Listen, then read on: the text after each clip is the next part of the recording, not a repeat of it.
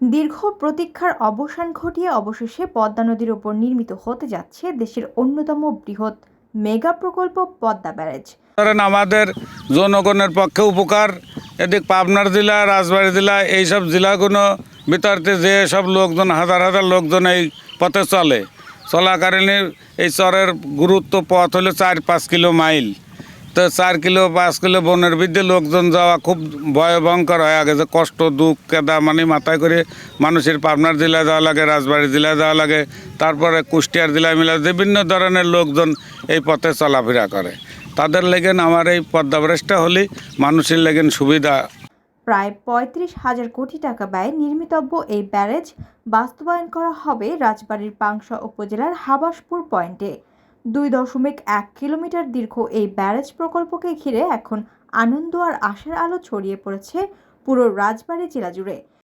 Padma barrage হলে কৃষকের ভালো হবে, এই ক্ষেত খোলাটা হবে।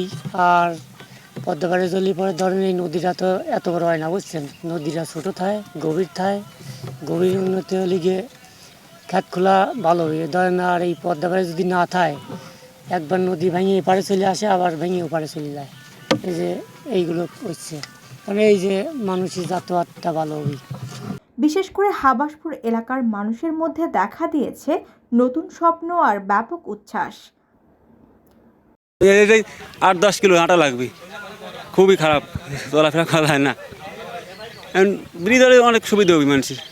সংশ্লিষ্টদের মতে পদ্মা ব্যারেজ শুধু একটি অবকাঠামো প্রকল্প নয়, এটি হবে দক্ষিণ পশ্চিমাঞ্চলের নদী, কৃষি ও জীববৈচিত্র্য রক্ষার এক যুগান্তকারী উদ্যোগ।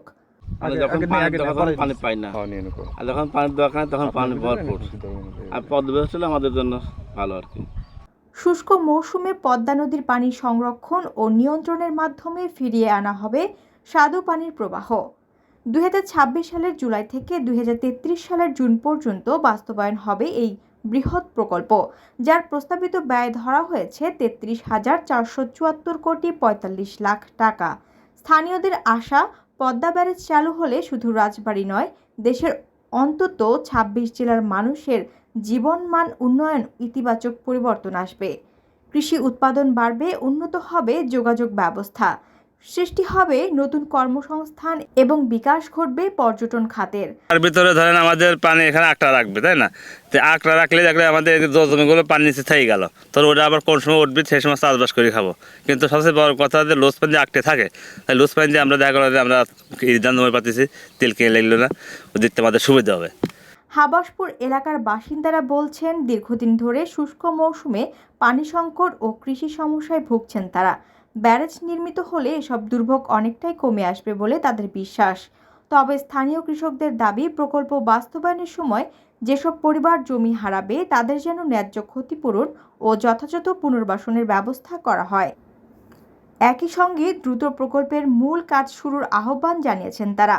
প্রকল্প সূত্রে জানা গেছে, ব্যারাজের ওপর নির্মাণ করা হবে একটি রেলওয়ে সেতু, পাশাপাশি থাকছে প্রায় ১১৩ মেগাওয়াট জলবিদ্যুৎ উৎপাদনের সুবিধা। ফলে পানি ব্যবস্থার পাশাপাশি এটি দেশের অর্থনীতি ও উন্নয়নে বহুমুখী অবদান রাখবে বলেই মনে করছেন সংশ্লিষ্টরা।